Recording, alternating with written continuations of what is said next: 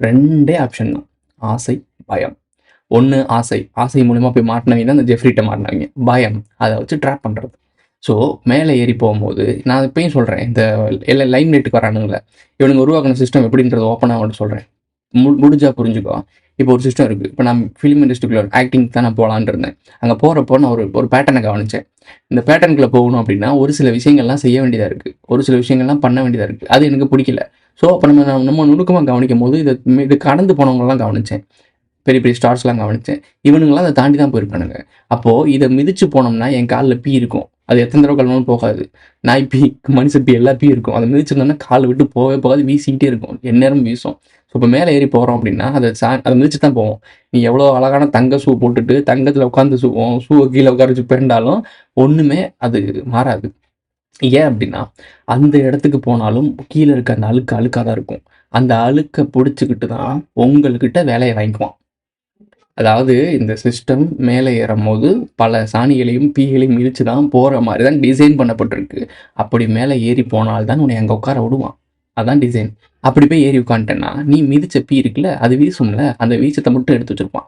அப்பப்போ பவுடர போட்டு சென்ட் அடிச்சு உங்கள ஏமாத்திட்டு இருப்பான். பாலிஷ் போட்டு இந்த இது ப்ரமோஷன் பண்ணிக்கிட்டே இருப்பானுங்க சும்மா சும்மா. என்னைக்கு நீ அவனுக்கு வேலை செய்ய மாட்டேன்னு தெரிஞ்சுதோ, அன்னைக்கு தான் அந்த சென்ட் இதெல்லாம் புடுங்கிருவாய்ங்க. வீச்சத்த வெளிய பரப்பி விட்டுருவானுங்க. இவன் ஒரு வீச்சம் பிடிச்சவன்னு சொல்லி கோர்த்து விட்டு போயிருவாய்ங்க. எப்ஸ்டீன் ஃபைல் இவ்வளவுதான். இப்ப புரியுதா உங்களுக்கு ஏன் நல்லவங்க மேல வரவே முடியல? நல்லவங்க ஆட்சி எடுக்க முடியல.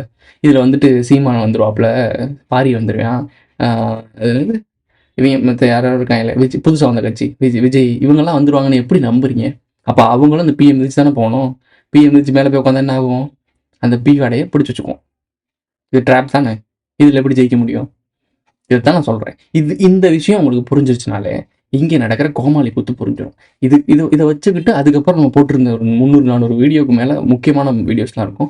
அந்த வீடியோஸ்லாம் நீங்க பார்க்கும்போது, உங்களுக்கு கிளியர் கட்டா புரியும். கதிர் சொல்றது சரின்னு. ஸோ அதுவரைக்கும் உங்களுக்கு கன்ஃப்யூஷன்ல தான் இருக்கும். இப்ப நான் சொன்ன விஷயங்கள்லாம் உங்களுக்கு புரிஞ்சிருக்குமே! கொஞ்சம் நிதானமா யோசிச்சு பாருங்க. எல்லாமே புரியும். இங்க எதுவுமே மறைக்கப்படல. நாம தான் அத இல்லாத மாரி நம்பிட்டு இருக்கோம். அதாவது நம்ம கண்ணு முன்னாடி இருக்க ரகசியத்த நாம தான் கவனிக்காம இருக்கோம். ஒரு கீ இருக்கும். நம்ம வீட்ல தேடிட்டு இருப்போம். திடீர்னு தேடிட்டு இருப்போம். நம்ம கண்ணு முன்னாடி தான் இருக்கும். ஆனா திடீர்னு கண்ல படாது. இந்த மாரி மூவ்மெண்ட் நடந்திருக்கும்ல. இது மாரி தான் விஷயம். அந்த கீ எங்க இருக்குன்ற கான்ஷியஸ் இருந்துச்சுன்னா, நிச்சயமா அந்த கீய கண்டுபிடிப்பீங்க. Who is this guy?